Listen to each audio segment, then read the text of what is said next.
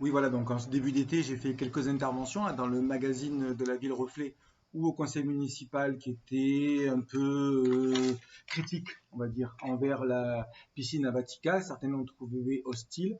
Alors ne me faites pas de procès en piscinophobie, hein, j'ai rien contre le sport, rien contre la natation, rien contre la piscine et tout.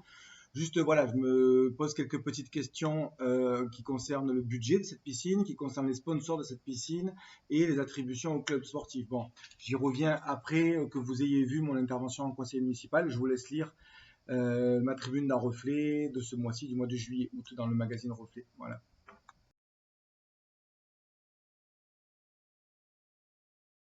C'est ok. Par exemple, Oui, pardon. Monsieur Bossin. Non, d'accord, je ne voulais pas griller de priorité, excusez-moi. Bonsoir tout le monde. En fait, sur les questions 4, 5, 6, non, surtout 4, 5, en fait, je crois la nage en eau libre, ça existait déjà l'année dernière, enfin, et les ponts bleus aussi, c'est des trucs qui reviennent. Et je me demandais pourquoi les gens, c'est une vraie question que je me pose, pourquoi les associations, elles ne les budgétisent pas à l'année si c'est des actions régulières. Et donc, bon, en tout cas, moi, je vais voter la subvention, il n'y a pas de souci. Les trois, la compétition en eau vive, j'ai compris que c'était quelque chose qui avait bien marché. Mais je le fais avec quand même une petite inquiétude, je ne vais pas vous la cacher, sur les frais de fonctionnement de la piscine, notamment sur les consommations en gaz. Parce que je vois que ça augmente. On nous demande à nous de nous serrer la ceinture, tout ça. Est-ce que sur ce plan-là, on est nous-mêmes économes, quoi, tu vois ma question, ou est-ce qu'on risque pas d'avoir des notes de consommation énergétique qui sont trop élevées à l'hiver prochain? Voilà ma question.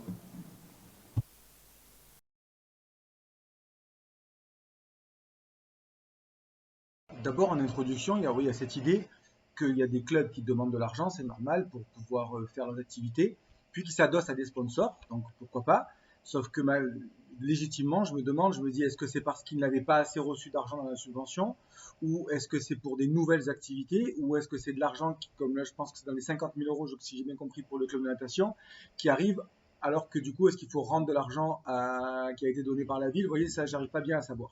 Mais au-delà de ça, se pose la question de la nature de ces sponsors, parce qu'il y a un lien entre l'image de la ville, l'image du club et le sponsor, bien évidemment. Hein, le sponsor, lui, en s'adossant à un club, il a des attentes dans un contrat explicite ou moral ou implicite. Il y a une attente de la part du sponsor qui est des résultats, qui est des bons résultats, qui est une bonne conduite aussi du club, etc., lors des événements sportifs et tout. Et en échange, le club, lui, et donc la ville, puisque c'est un club qui est essentiellement de la ville, lui attend du sponsor de l'argent, on est bien d'accord, pour financer son équipement ou voilà, le déroulement de ses activités, mais on peut aussi attendre du sponsor une forme de bonne conduite ou une forme, je veux dire, moralement, on ne peut pas s'adosser à n'importe quel sponsor. Ce qui m'a interpellé dans le choix des sponsors par la ville, les grands industriels qui sont à côté de nous, la Chemwan, Ineos, etc., c'est dans quelle mesure est-ce qu'on les considère comme étant ultra vertueux sur le plan de l'environnement, c'est-à-dire que l'argent qu'ils ont tant mieux s'ils en injectent dans le sport, etc. C'est une manière pour eux, j'imagine aussi, d'y trouver leur compte. Mais ça veut dire qu'on attend de eux, peut-on attendre de eux qu'ils soient vertueux aussi sur le plan de l'environnement, par exemple, dans les déchets est-ce qu'ils font tous les investissements pour limiter la pollution atmosphérique ou est-ce qu'ils prennent en compte les rejets qu'il y a eu encore l'été dernier dans la mer de produits chimiques par ces mêmes entreprises qui du coup deviennent le sponsor de la piscine. Voilà, donc ça donc ça c'est sur le plan environnemental, mais y compris sur le plan social. Les NAO qui passaient, et je crois qu'il y en a encore bientôt avec des salariés, la colère des salariés et de leurs syndicats montre que tout l'argent qui est récolté, qui vient de ces entreprises-là n'est pas forcément réinjecté dans les salaires, dans les avancements de carrière, etc., etc. Donc, je me dis, est-ce que ce ne serait pas là l'occasion que la ville puisse aussi avoir des exigences envers ces entreprises en disant, voilà, on est lié maintenant par le fait que vous sponsorisez le club phare de la ville, natation, la piscine, notre grosse super nouvelle structure, etc., dans laquelle on a des ambitions sportives et de visibilité de la ville, mais ça veut dire que vous vous posez comme étant plus vertueux sur le plan environnemental et sur le plan social.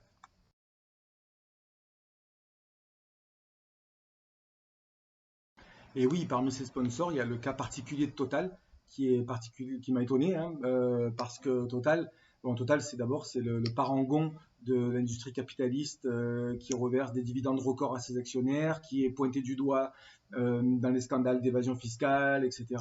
Et de voir que c'est le sponsor de la piscine d'une ville de gauche, etc. Ça c'était surprenant, mais aussi c'est arrivé en même temps que le choix de ce sponsor est arrivé en même temps que l'invasion de l'Ukraine par la Russie. Or, Total, on sait que c'est une entreprise qui refuse toujours de partir de Russie. Donc la ville de Martigues ayant affiché un soutien prononcé et justifié, il n'y a pas de souci avec ça, envers le peuple ukrainien, de choisir Total, c'était un peu un revers un peu acide, mais surtout, enfin, et pas des moindres en tout cas, il y a aussi le fait que Total représente l'industrie qui a le plus pollué depuis le début de l'ère industrielle. C'est l'entreprise qui a émis le plus de gaz à effet de serre depuis le début qu'il y a des entreprises qui émettent des gaz à effet de serre. Donc c'est le symbole aussi de la pollution atmosphérique et du changement climatique. Et le choisir comme vitrine, comme sponsor de notre vitrine sportive, qui est la nouvelle piscine dans laquelle la ville a ses ambitions intéressantes, mais voilà, qui est aussi une ville qui se dit en transition écologique, etc. Choisir Total, franchement, ça aurait pu être évité. Je sais pas combien ils donnent d'argent, mais c'est quelques dizaines ou même peut-être même pas de milliers d'euros. Ça aurait pu être évité quand on a besoin de faire de la pub à Total et à faire croire qu'ils sont vertueux.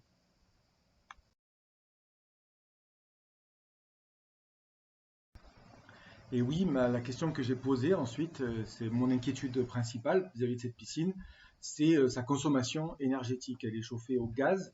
Donc quand je passe, moi je suis un citoyen aussi, hein, je passe tous les jours devant, l'hiver, je vois bien elle est chauffée la nuit, etc. Et elle ressemble à une passoire thermique. Bon, encore qu'une passoire, c'est un couvercle avec des trous, là il n'y a même pas le couvercle, puisqu'elle est à l'air libre, et donc on la chauffe en permanence. Donc c'est normal que les élus en aient ce souci de quelle est la consommation d'énergie de cette piscine. Donc c'est pour ça que j'ai posé la question au maire qui m'a évidemment très honnêtement répondu qu'il était aussi inquiet, d'autant que, comme il le dit dans sa réponse que vous pouvez voir sur le site de la ville, il y a des chances que le prix du gaz soit multiplié par 3. Il a déjà pris plus de 50% depuis janvier. Et en plus, les collectivités territoriales ne sont pas soumises au blocage de ces prix. On n'est pas sur des prix bloqués, on est soumis au marché. Donc, si jamais les prix s'envolent, comment on va faire pour payer la note de gaz, d'accord? Ça, c'est une vraie préoccupation de n'importe quel gestionnaire. Et au-delà de ça, il y a cette préoccupation qui lui est directement collée, qui est celle de ce gaz-là. Ben, c'est aussi du gaz, c'est de la consommation de gaz pour chauffer une piscine l'hiver, alors que quand même on a les derniers rapports du GIEC qui sont tombés. Franchement, le dernier rapport du GIEC, on peut le résumer ainsi, il dit en gros chaque émission de gaz à effet de serre évitée réduit le changement climatique et ses effets. Donc c'est bien ça qu'il faut. Hein, c'est pour ça qu'il préconise la sobriété, ce rapport, ce qu'il appelle la sufficiency. Et en plus, on sait qu'une partie des solutions au changement climatique et une partie de cette sobriété qu'il faudrait mettre en œuvre, elle se fait à l'échelle locale. Et donc là, pour moi, c'est incompatible de rentrer dans une démarche de sobriété énergétique alors qu'on consomme beaucoup d'énergie pour chauffer cette piscine. Donc je ne sais pas comment on va aborder la saison prochaine. J'ai bien compris que là, c'était difficile de me fournir les chiffres exacts puisqu'il n'y a pas eu encore une année de bilan d'exercice de la chaufferie de cette piscine. Mais enfin, on peut déjà faire des conjectures sur le fait que ça va être compliqué de payer la note et compliqué d'assumer de chauffer pour quelques personnes une piscine 24 heures sur 24, 365 jours sur 365. Voilà, donc il va falloir à la rentrée qu'on se pose sérieusement cette question-là. Et évidemment, j'ai bien conscience des enjeux de ce que c'est une piscine, de ce que c'est le savoir nager pour tout le monde, etc. Vraiment, ne me faites pas un procès en piscinophobie, vraiment, ça serait malhonnête. C'est pas du tout le cas. C'est vraiment une vraie préoccupation de cette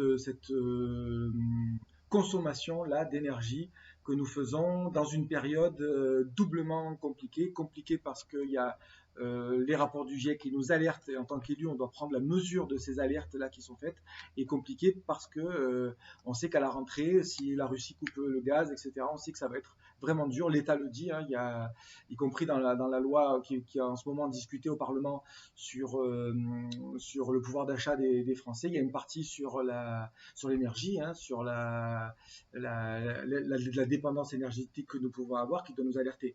Voilà, donc ça, c'est un vrai sujet dont on va reparler dans pas longtemps. Je vous laisse, la vidéo était déjà assez longue.